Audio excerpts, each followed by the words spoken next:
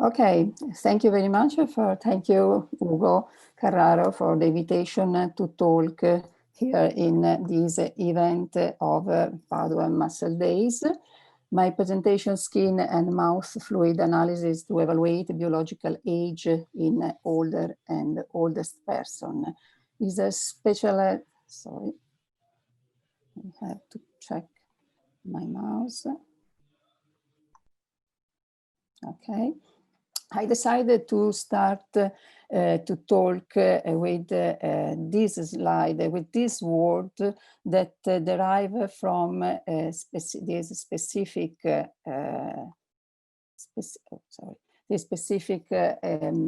paper, examination of the dimension of biological age, where the authors want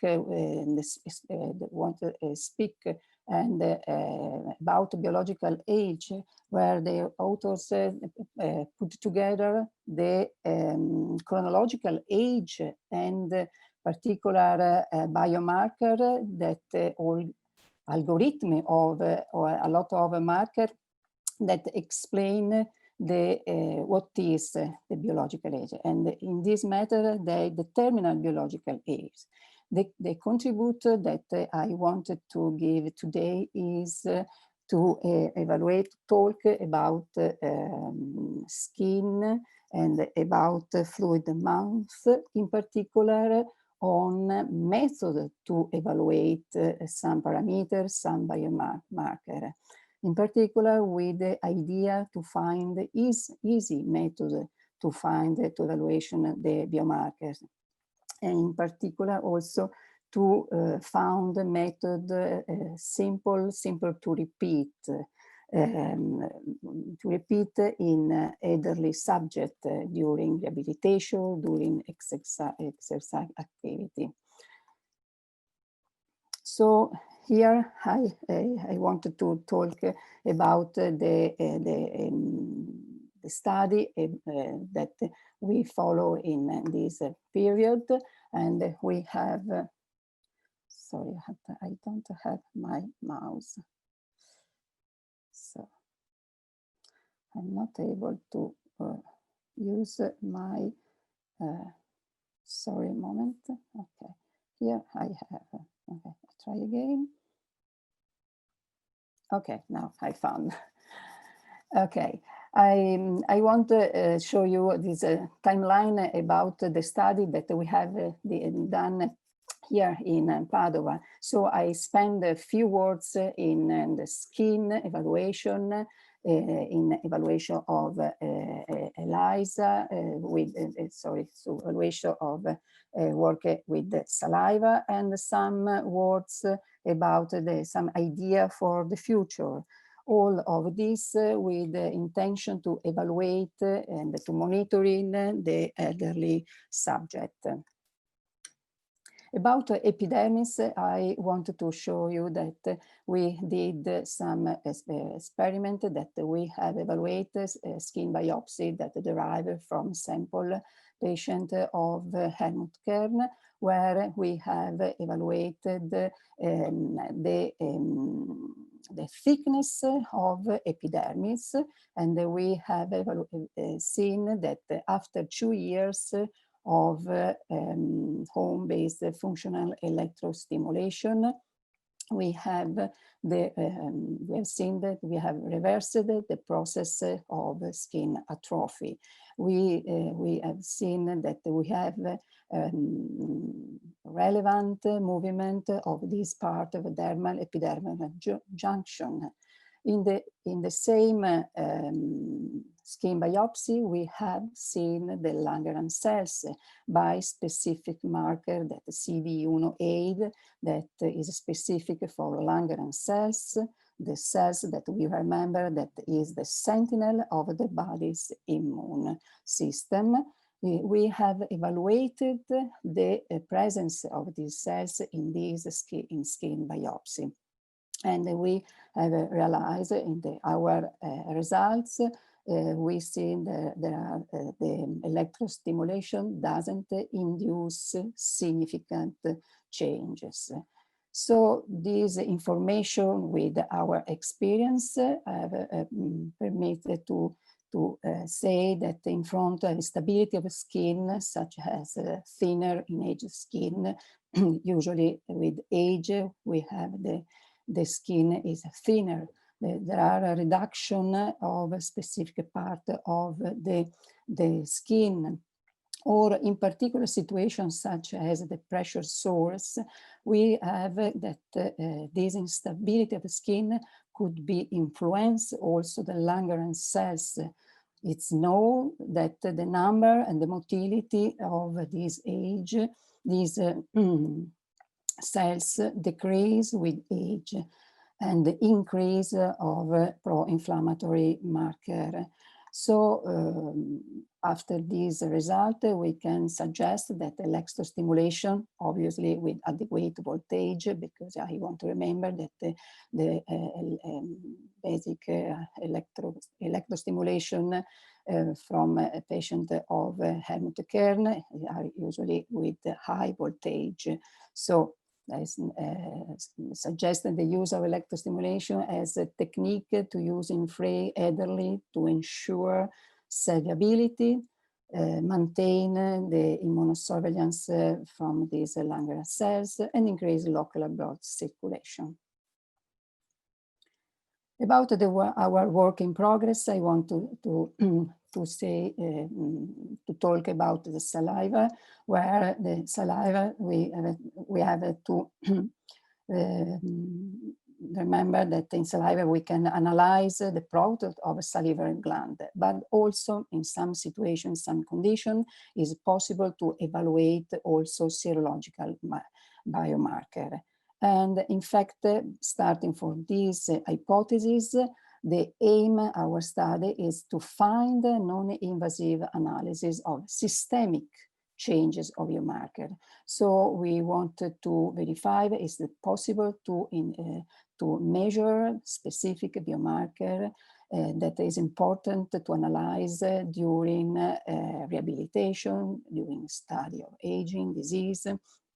So one option is to analyze the mouth fluids, the saliva, where there is blood contamination. So the aim is to, the idea is to analyze the blood contaminant, because blood is frequent to find blood in elderly person.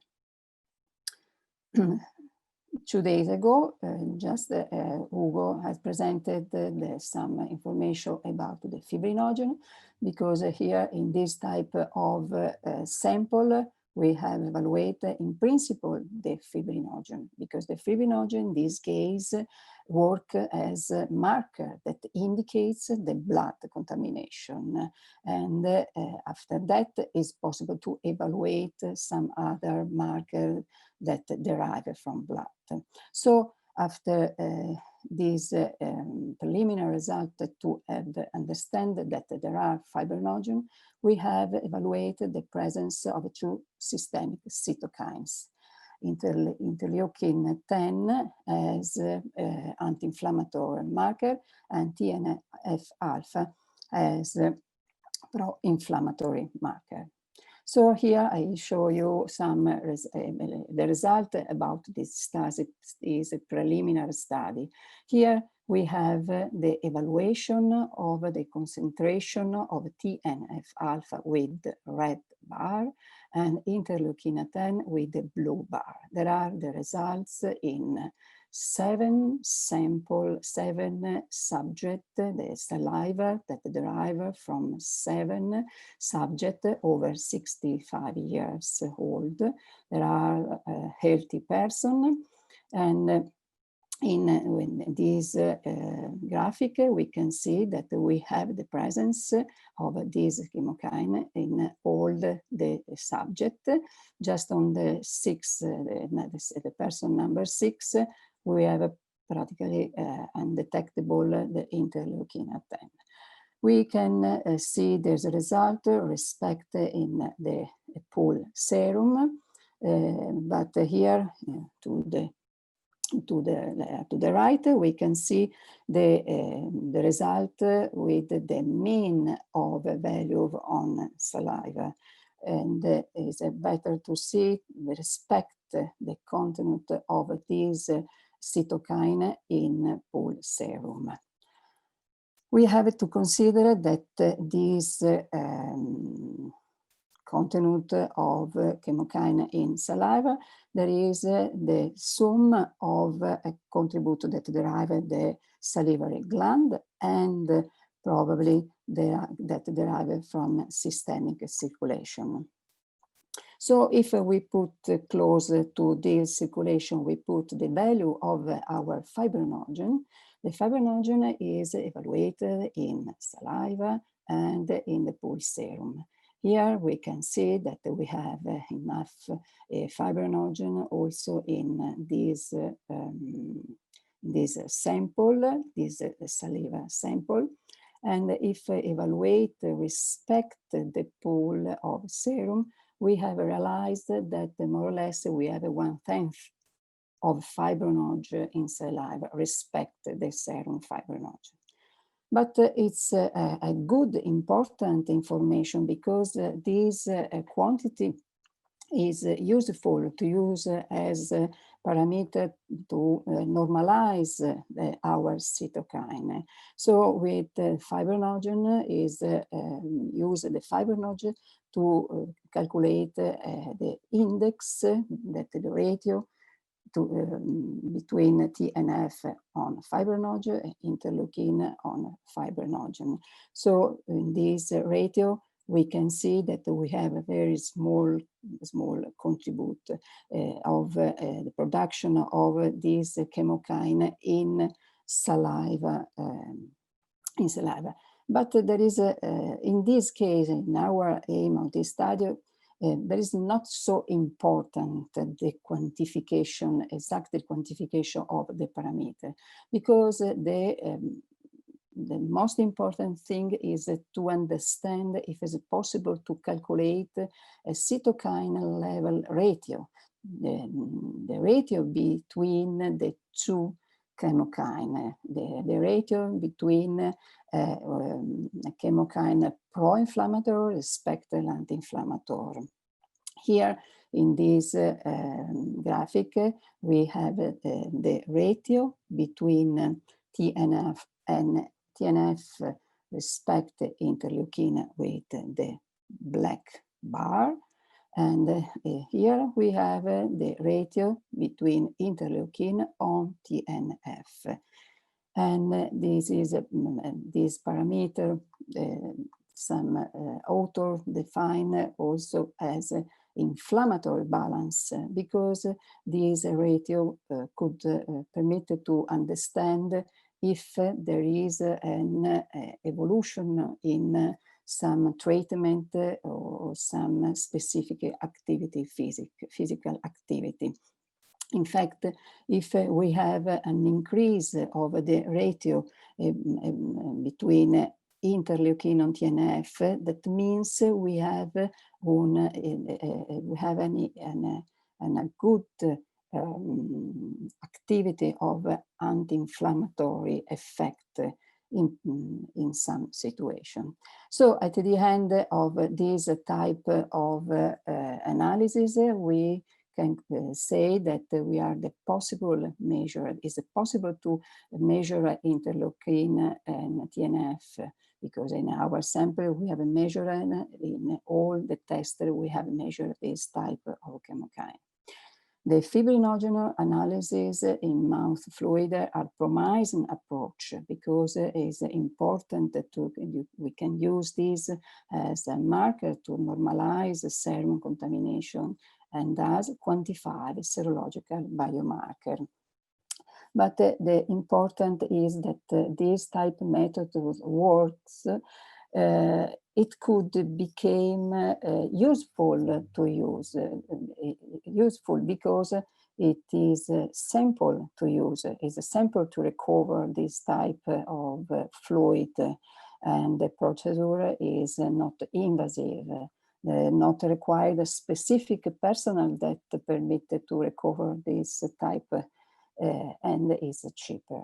So, and another thing is that if it is possible to use this type of fluid, it could become a very frequent analysis. It's possible to monitor the particular moment of rehabilitation to verify before, during, and after a period of rehabilitation if there is an increase of this type of ratio. Here I wanted to show some information that derive from literature, but it could be right to have some idea about for the future. And so I talk here about the saliva with the possibility to analyze the product of salivary gland. And there is some different group that work and analyze the salivary secretory EGA, because this is a parameter important about the mucosal immune function, and seems that are a relation in increase of this EGA with the movement. This author concluded the work with that moderate physical activity maintenance salivary SEGA levels among elderly people with moderate physical activity, including approximately 7,000 steps per day. And or other type of biomarkers are evaluated in beta-defensin 1 and 2, also in the salivary gland. Also, this parameter is important to evaluate on mucosal immune function. Here they put in evidence that yoga exercise have effect on salivary beta-defensin 2. And at the end, I often with Ugo Carraro, we have talked about the possibility to use the sweat to evaluate on sweat some particular parameter. And there are obviously in this, we probably all of us know the possibility to use this sensor patch for real-time and multiplex sweat analysis. Here, for example, there is one that is able to detection the glucose, lactate, ascorbic acid, uric acid, and electrolyte. But I wanted to conclude my my presentation with a fun idea. So, is it possible to think to have a sensor patch for aging-specific biomarkers? I think there is not a cheaper, but why not? I have concluded, and I want to say thank you, Barbara, Sandra, and Ugo for the collaboration, and thank you, Helmut Kern, for the skin biopsy. And thank you, everybody, for your attention. All right, thank you. Very nice presentation. Are there any questions for Giovanna Albertini? Yes. Again, Salmons is raising the hand, please. Yeah, well, a couple of questions really. The idea in principle of monitoring saliva is very appealing, but you only had 7 subjects and there was tremendous variability. So it would be very hard to know at this stage whether the level of cytokines had been elevated or not in a patient. That's the first question. So, if sorry for it, perhaps I don't understand. If you want to know if there is possible to evaluate in another manner? No, I'm just questioning the significance of the rise in levels because there was great variation.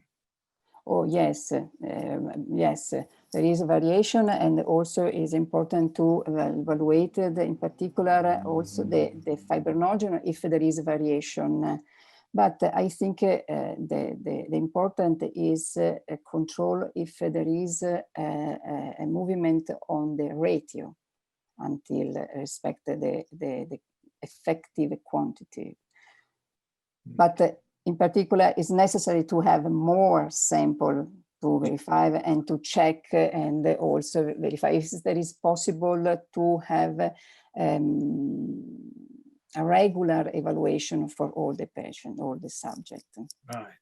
If I may just ask my second question, the sample that you had from Helmut Kern was presumably a home-based stimulation of a patient who had spinal cord injury, perhaps a cauda equina injury? Oh, yes. Yes, yes. The stimulation was for that. So the changes that you observed would have been produced by amounts of stimulation that would be a normal person with normal innervation would not be able to tolerate. It would be too painful.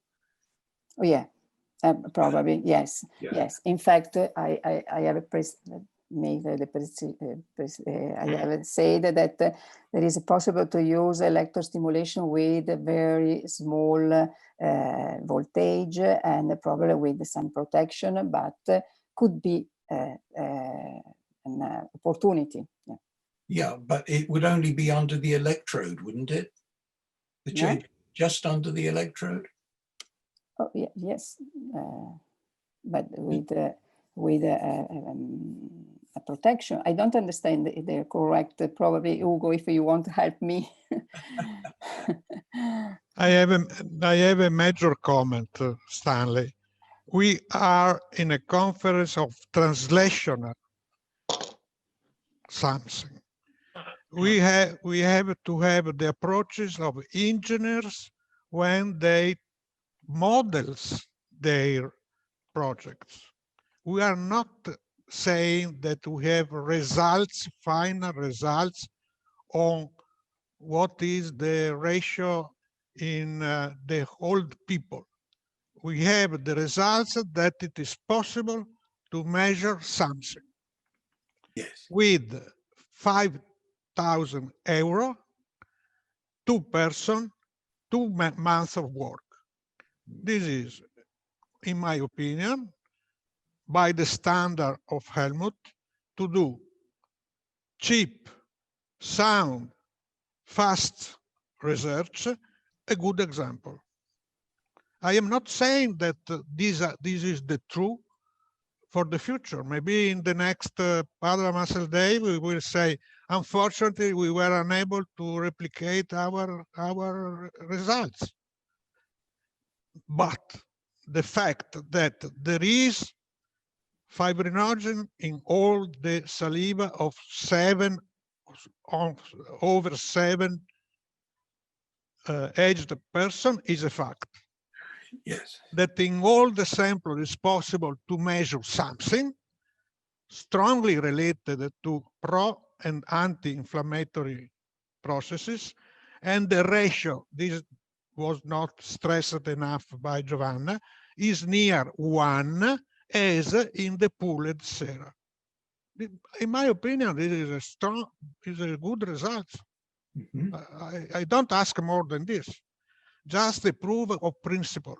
Mm-hmm. It is possible.